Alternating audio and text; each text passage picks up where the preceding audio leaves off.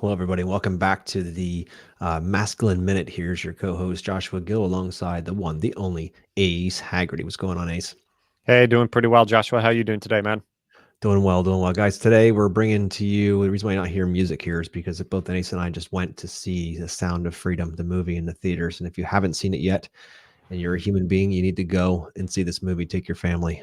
It's absolutely profound, the movie, and what these guys have the story they tell and the atrocity of what's going on behind the scenes. It's absolutely crazy. Tim Ballard's story is unbelievable. So, and the best part is this is based on a true story. Like 90+% of what you see in the actual film is true, and there's so much more depth to it as well.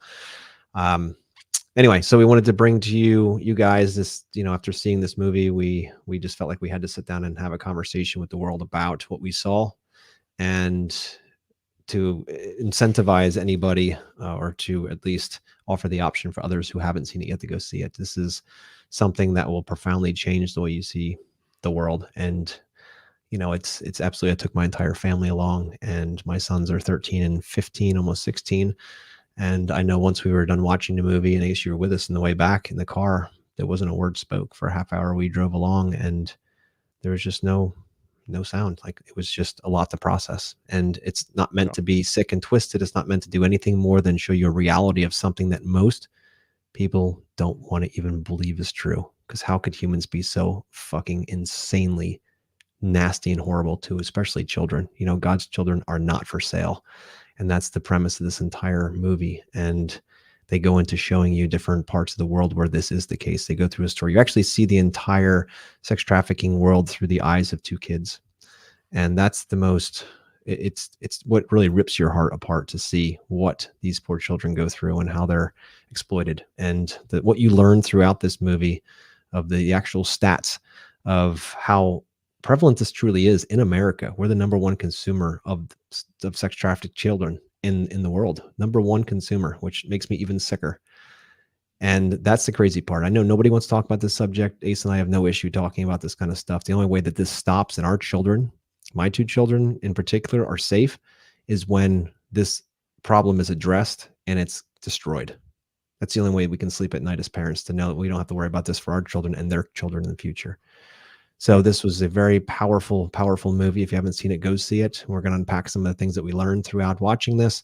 And I hope to God that you see the value in taking your family and seeing what it's not meant to scare you. It's not what it is. It's just a shot of reality, and Yeah, not something you can sweep under the carpet any longer. exactly. And one of the things that we are going to offer, reach out to either Joshua or myself, and we will buy tickets for you. They set up this really cool thing where you can go online, and they call it Pay It Forward. So if you want to see the movie with you, your family, loved ones, friends, whomever, reach out to us and we will buy your tickets for you. No questions asked. Doesn't matter how many you need or want. We've got it covered. And you can reach out to me at my email, ace@superherobydesign.com, or you can shoot us a DM. A lot of this is on Facebook. So shoot one of us a DM, and then you can also get a hold of Joshua. I believe your email is joshua@yes.express. That'd be great. Yeah, it's your easiest way to get me. Oh Yeah, man, I maybe be remembered happy your to do that. email. Yeah, that's good. Sometimes I don't. So, So, Ace, what was your overall feeling of after watching this movie or during the movie? I know you well, know a lot about this already because of your connection with ORC, but what does it feel like when you see this movie? yeah. So my experience, I work for a nonprofit called Operation Rescue Children, and they train people that fight this sort of thing. Literally, these are the people that go in, and in this movie, you see this guy. He used to work for the CIA, then he worked for, I believe, Homeland Security, and he had gone in because what he was doing is he was stopping pedophiles, but he wanted to save children, the actual children themselves. And so my experience with this is I didn't know anything about this until about a year or two ago. And when I had learned that over 40 million people in this world are in this kind of situation, that are modern, what we call modern day slaves, they're in modern day slavery. The statistic alone, I can't even wrap my head around that. We have more slaves today than we have ever had in the history of humanity, and that includes when slavery was legal in this country. Like, we have more slaves today than ever. It is the fastest growing illegal operation in the world. And like you say about this, Joshua, when you sell drugs, cocaine, heroin, whatever, you sell it once. Well, selling a child, you can sell a child 6, 7, 8, 9, 10 times a day. A day. So if you're a bad guy, if you're in this market, so to speak, and this is how you make a living, what are you going to do? Are you going to sell drugs or are you going to sell people? And that was the thing that just stood out to me, because I work for ORC. I've met a lot of the people that we train. I've met I work with the trainers and all of that. But to see it in film form and to see it through the eyes of two children, brother and sister, that get separated because of this and the horrific things that they went through, it really makes you think about it. I don't have children, but I do have loved ones, and I've never experienced anything like this, and it just makes me sick to my stomach. I'm getting chills right now thinking about that movie, and what if that was my future child? What if that was my brother's children, my nieces? Like, it would kill me to just even think of what these people do and what these children go through, and it makes you sick to your stomach. And I know it's a hard truth, it's a hard reality, but there's a lot of evil in this world, and that's why one of the reasons we started this show is to empower men, specifically men. Women, definitely, you're all about this as well, but men, it is our responsibility to lead our families and to protect them. One of the things being a man is about protection. And you got to know how to protect your children. You have to know how to protect your spouse. Like, this is so fundamental to being a strong, masculine person. And yeah, I think the thing that stood out to me was seeing these kids and what they went through, and all the other kids that were in the movie as well, that were also a part of this, just this little small specific system that they had set up. It was freaking disgusting, man. It absolutely, dude. Disgust, sadness. Those are the kinds of things that you feel throughout the movie, because you're like, how can one human treat another human this way, and especially a child? How is that possible? What possesses it? It's men that are consumers of this. So it's how can you possibly not just steal somebody's child, but then to do the horrific things that they're doing and completely be fine with it? Like, how does that happen? How's that even a thing? How's that part of the human experience? How's that possible? It's unfathomable. But there are people out there that are like that, right? And for my kids to watch it, it was important for me to have them come along, because yeah, they're 13 and almost 16. It was, you could see the emotion on their faces, right? You could see that. And it's not about trying to scare them into staying home or any of that crap. This is about reality. I always felt that my kids needed to be part of reality. My wife and I both did. So now it's a matter of, okay, if this is reality, let's show them what it is, that this could be happening anywhere, right? This is not something that just happens in a foreign country. Yes, this movie takes place in a foreign country, but it is absolutely alive in the United States. And the top 3 most trafficked states are California, Texas, and Florida. Believe it or not, they're the ones that are highly trafficked. And it's crazy to think that that's happening in our neighborhoods. And if you don't believe it, I'll tell you a little story, listeners out there, that only about 2 years ago, I was out jogging in my development in Broadheadsville, Pennsylvania. So not a big area, not a big city at all. Rural as you can get, cornfields everywhere. And I was jogging around. I was finishing up my jog about 100 yards from my house. And I'm jogging in my jogging shorts and my Apple Watch and my shoes and no shirt, just kind of jogging along. And again, I'm 42 years old at this point. And this car pulls up next to me as I'm jogging. It's a car I've never seen before. He pulls up next to me and kind of looks over, and I was like, oh, whatever. Like, there's weird people everywhere in the world, whatever. I get up to the intersection, and this guy, he pulls the car to the side as I'm coming up the intersection, as I'm jogging along, and I see him, and like every hair in my body is starting to stand up. Like, when it's just wrong. He gets out of his car and he starts to open like the hatchback of his car, and he's like, come here. I have something I want to show you. Come here. In the fucking weirdest, most hair-raising way ever. And I looked over and I'm like, somebody's going to die. I'm like, and it's not going to be me. And I saw like he was there just trying to get me to his car. And I'm like, fuck you. And I just went as fast as I possibly could, running away from those houses around I could bolt into. But I got home and I was like, what the hell just happened? It took me a moment to process. The guy, as soon as I blew past him, he took off like flash of lightning. He was gone. And I'm like, in the middle of a little development in Broadheadsville, Pennsylvania, this stuff is happening. And the crazy part is, yes, it's happening. And nobody wants to talk about it. Nobody wants to talk about this stuff that's going on. And like, they don't just target children. They're the ones that are the biggest atrocity, and obviously anybody at this point. But the reality is, they can happen to anybody, anywhere. And that's what gets my heart into this, is the fact that I experienced that, which wasn't anywhere near what these kids go through, not even close. But I can't imagine having a child having to worry about that in life. So what can we do as adults, as men? How can we make sure that this is not a continuation in the future where our grandkids have to fight this crap? Our grandkids have to live in fear of these sick bastards out there. What can we do? And you know that the main person behind the story, Tim Ballard, he's the guy, that's the CIA guy that goes in and breaks these people out, right? He's not the only one. There's hundreds of these or thousands of these around the country. And he happens to be the one that the movie's focused on. But what really fascinates me and makes me just so humbled and proud of America is when we have men like that are willing to put their lives on the line to do what's right, to do God's work, to make sure these children are protected, that are kiss their families goodbye in the morning and go out with these sick bastards that they could die any moment. But their mission, their transcendent cause is so much higher that they're going to go out and they're going to give everything, even if it's their life, to make sure their children don't have to live a life where they have to be in fear of this. There's such, I get emotional just thinking about it. There's just such respect for the men that do this. And I'm sure there's women that do it as well. But since it's a masculine show, I'm focusing on the man side of things. But holy moly, was this powerful. Yeah.